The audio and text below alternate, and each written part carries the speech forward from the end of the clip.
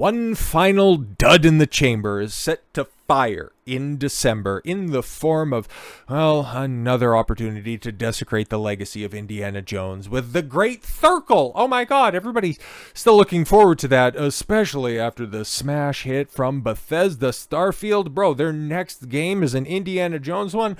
Woo-wee, this is going to be so much fun. But Bethesda's Todd Howard, it just works Todd Howard. Arguably most recognizable name in Western gaming right now, really speaking. I'm not saying the best because I've never really liked, outside of the original Wolfenstein, which is unfortunately the studio, it's not the same people, but it's the same studio that's developing this MachineGames. That first Wolfenstein, man, the New Order is so good. I love that game. I gotta go back. I got so many games I want to play here, over Christmas. That's definitely one of them. But they're out here trying to do the soft reboot for Indiana Jones so that it won't look so startling when Disney eventually does it, when they come back and they recast Harrison Ford with, I don't know, some racially ambiguous midget, or I don't know if they'll go whole hog and completely Indiana Jane it, but you're not going to get somebody as cool. You're not going to get somebody as established. You're not going to get somebody as, I'll just say it, somebody as white as Harrison Ford to play the role again. But they're gonna recast Indiana Jones, and the first step along the way is going with the most palatable, the most acceptable, albeit the most reliable voice actor in the game right now. Troy Baker, okay. Todd Howard, yes, told Troy Baker he didn't want him to star in Indiana Jones and the Great Circle, but after a blind taste test, people chose you every time. And yeah, that's kind of the problem, right? Because Troy Baker, the voice of Joel from The Last of Us, he was also the main character in Days Gone, but if it's not Nolan North that's in the role of your standard male protagonist, it's Troy. Now, I'm not ragging on him because I generally like Troy Baker's performances. It's just his overcasting has kind of led to this malaise in gaming that went from just simply being acceptable but unremarkable to, well, just take a look at Dragon Age the Veilguard, but there you can see, it's like, that vaguely looks like, well, it kind of looks like Burn Victim Indiana Jones, but it's passable enough, right? Passable enough that it might end up tricking some fans of the franchise, some ones that, I don't know, somehow missed, or it can somehow memory wipe away all of the damage that Dial of Dysentery did last year, who think that, okay, Indy's been drugged through the mud when it comes to cinema, when it comes to the theater in the past 30 years, but in video games he's fine, right? Well, wait until December. Bethesda Game Studios executive producer, Todd Howard, originally didn't like the idea of veteran voice actor Troy Baker starring in Indiana Jones and the Great Circle, but he came around to the idea after a blind taste test, which also lets you know how Bethesda approaches their projects at this point in time. They don't really necessarily have strong opinions as to what their game should be. Instead, they're just simply going with the widest berth of focus testing to come to conclusions. Not good. Baker, he is best known for playing Joel Miller in The Last of Us. I thought he was a golf tee in the second one, but I guess he was in that.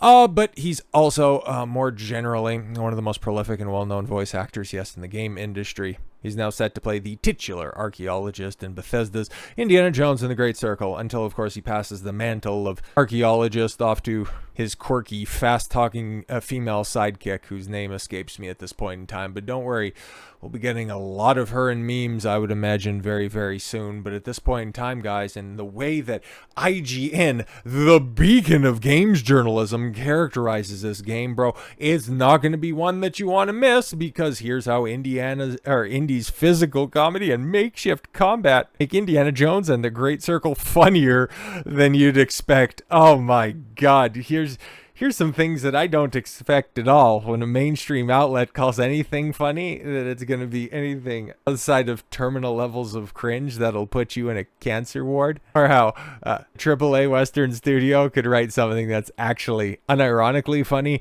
and not unintentionally hilarious. But as you can see, even from clip number 1.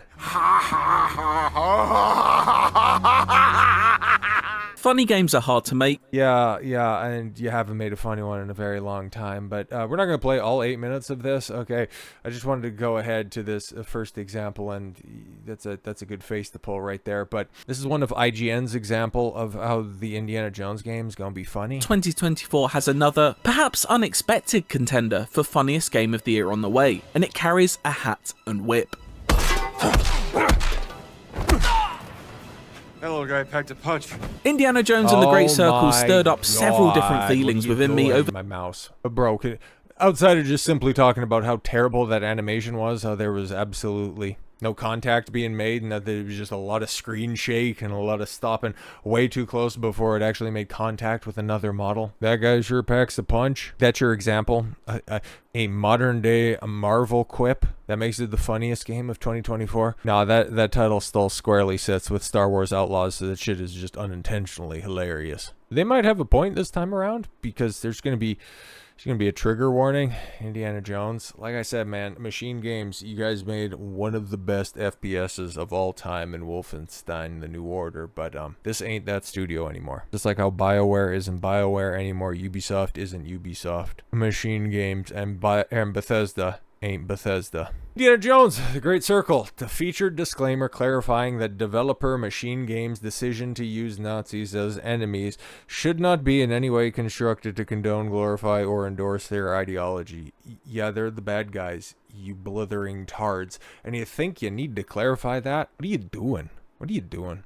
For most people, it's understood that when a creator chooses to depict something evil in a piece of fiction, yeah, they always go with the whitest villains that they could possibly think of. They never want to go with, morally ambiguous brown people from the Middle East. Now, it's Russians if it's modern day, as Nazis if it's a period piece. Very original, very groundbreaking. But yes, said creator is not endorsing a given behavior or ideology, but rather using it for narrative purposes, often to contrast the moral differences between the protagonist and their opposition. However, the same apparently does not ring true for the video game industry's modern audience. Yeah, because they're idiots. They're actually brain dead. Because if you think putting up this disclaimer is assuaging anybody's fear, it's like, oh my God, we know that this is set in the 1940s. We know the Nazis were running around, but I didn't know until I seen that statement that you guys weren't on the side of the bad guys. It's like, holy shit, bro. We're really here, huh? But yes, like many games before it, Indiana Jones and the Great Circle will feature a very performative disclaimer, assuring players that despite developer MachineGames, who, made the Wolfenstein games that show an alternate take on World War II, I wonder if they're retroactively putting that in there, and if they do, I'm, not finishing that point. Decision to pit the iconic archaeologist against, the enemies that he's most famous squaring off against? Like, outside of Temple of Doom, he's fighting some German officer in 4 out of the 5 outings. Like, what are we doing here? The studio themselves does not endorse in any way, shape, or form, yet nobody does, bro. Outside of the chat room on Cozy TV, the existence of said disclaimer was first unearthed, courtesy of Video Games Chronicles Jordan Midler, who came across MachineGames' message during a recent playthrough of the game and conducted during a recent MachineGames press day. According to Midler, despite the game itself tasking players with physically fighting the many Nazis that Indy may come across in his adventures, as well as including the game mechanic that allows the players to physically burn various propaganda posters. Okay. Upon booting up, I wonder if they're ever going to dive into what was the other side of this conflict actually burning at the same time. Weird. Talking about unnecessary surgeries for the mentally ill.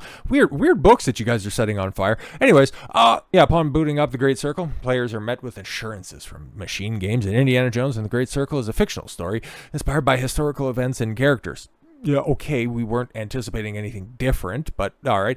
Names, characters, organizations, locations, and events are either imagery or depicted in a fictionalized manner, not intended to disrespect any historical or cultural beliefs. Bro, like, what are we doing? What the hell are we doing? And this is why IGN saying that Indiana Jones is going to be fine. It's going to be fine. It's going to be so good. It's going to be one of 2024's funniest games. I put that in the same category. They think that this is even going to be better than Wolfenstein. Nothing that a well-established studio puts out in 2024 in the West is ever going to eclipse their latter-day establishing output. After everybody's done dunking on Veilguard, don't forget that this game is coming out in early December, because it's gonna be a doozy. And if you thought Dial of Destiny was the worst that it was gonna get for Indiana Jones, MachineGames just said, hold my hormone replacement treatment. So with all that said, thank you all very much for the gift of your time. I've been Don Consuelo. I want you to follow your gut and get after it. Take care, everyone.